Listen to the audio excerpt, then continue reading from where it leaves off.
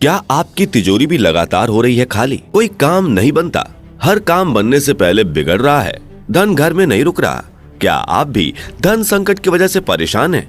तो हो जाइए चिंता मुक्त, क्योंकि हम जो आ चुके हैं। नमस्कार दोस्तों, स्वागत है आप सभी का हमारे YouTube चैनल पर। दोस्तों, दिवाली का त्योहार लक्ष्मी माँ का त्योहार होता है। कुबेर महाराज धन की वर्षा करते हैं, गणपति बप्पा सुख और समृद्धि से घर भर देते हैं। अगर आप भी चाहते हैं कि माँ लक्ष्मी गणपति बप्पा आपके घर को भी खुशियों और धन से भर दें, तो आज की इस वीडियो को बिल्कुल भी स्किप मत कीजिएगा, क्योंकि आज हम आपको इस दिवाली पर कुछ ऐसे काम बताने वाले हैं जिन्हें करने से आपकी सारी पैसे की टेंशन खत्म हो जाएगी। जी हाँ, लेकिन दोस्तों, वीडियो शुरू करने से पहले एक छोटी सी रिक्वेस्ट है कि अगर आप हमारे चैनल पर अभी जुड़े हैं तो चैनल को सब्सक्राइब कर लीजिए, ताकि आगे भी आपको हमारे वीडियोस बिना किसी रुकावट के मिल सके। नंबर 1, दोस्तों, आप तो ये जानते ही हैं कि जल ही जीवन है, इसलिए आज का पहला उपाय भी जल से ही जुड़ा हुआ है। इसके लिए आपको सबसे पहले या तो स्टील, तांबा या फिर चांदी का एक बर्तन लेना है और इस बर्तन में साफ सुथरा पानी भरकर दिवाली के दिन ईशान कोण में रख देना है।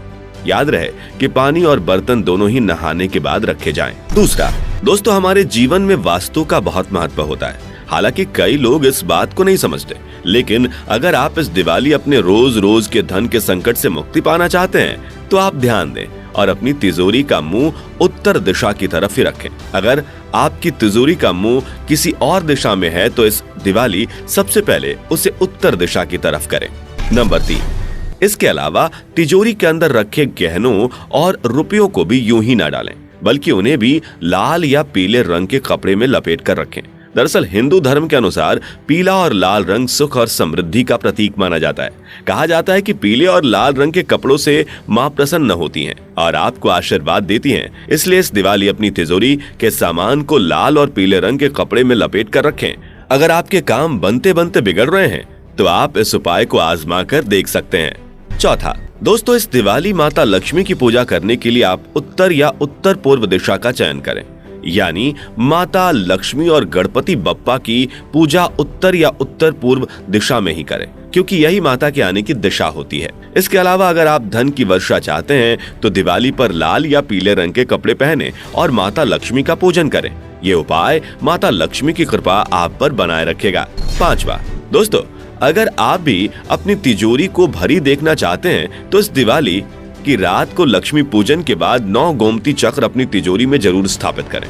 ऐसा माना जाता है कि 9 गोमती चक्र तिजोरी में स्थापित करने से माँ लक्ष्मी की कृपा होती है और खुशहाली व समृद्धि घर में प्रवेश करती है। अगर आप भी इस दिवाली ये उपाय आजमाते हैं तो माँ के आशीर्वाद से पैसों की कमी कभी आप तक नहीं आएगी। नंबर 6, दोस्तों, अगर आपकी हर कोशिश के बाद भी धन घर में नहीं रुक रहा तो आपके लिए उपाय काफी फायदेमंद हो सकता है। इसके लिए आपको नरक चतुर्दशी के दिन लाल चंदन, गुलाब के फूल और रोली लाल कपड़े में बांधकर उसे पूजे और फिर उसे अपनी तिजोरी या पैसे रखने की जगह में रखें। इस उपाय से घर में धन रुकने लगेगा और बरकत भी बनी रहेगी।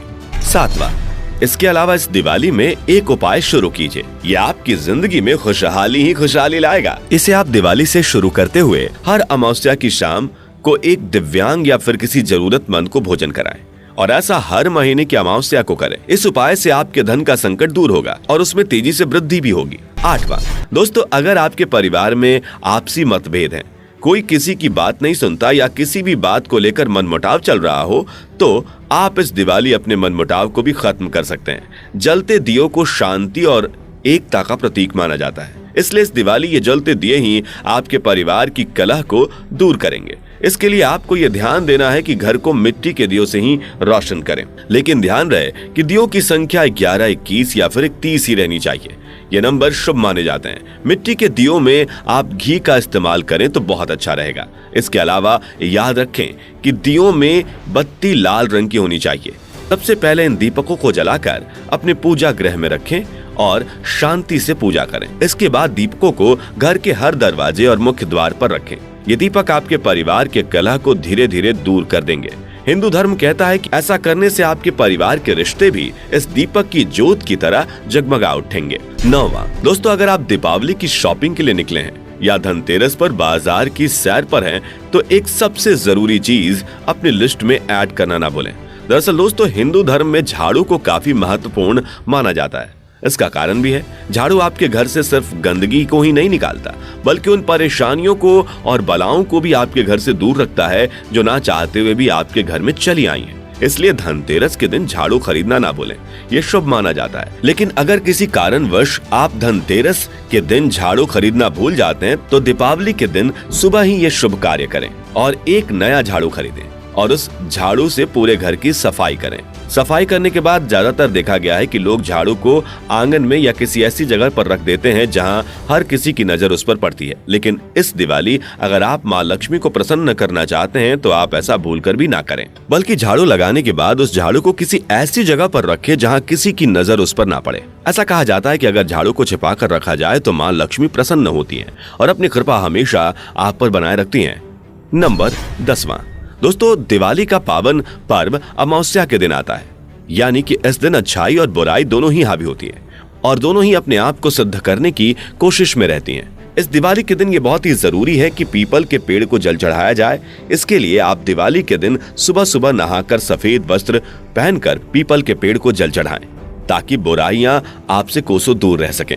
हिंदू धर्म कहता है कि दिवाली के दिन अगर आप पीपल के पेड़ को जल चढ़ाते हैं तो आपसे बुराइयां तो दूर रहती ही हैं, साथ ही अगर आपकी कुंडली में शनि दोष या काल सर्प दोष है तो वो भी दूर हो जाता है। जल चढ़ाने के अलावा देर रात पीपल के पेड़ के नीचे एक तेल का दीपक भी जलाएं और ध्यान रहे कि दीपक जलाने के बाद सीधा अपने घर की तरफ लौट आएं, भूलकर भी पीछे पलटकर ना देखें, यह अशुभ होता है। तो दोस्तों, ये थे कुछ खास उपाय जो इस दिवाली आपके घर से दुख, परेशानी और संकट को दूर कर आपकी तिजोरी भर सकते हैं और आपको हर दुख से आजाद कर सकते हैं। उम्मीद है आपको ये वीडियो पसंद आई होगी।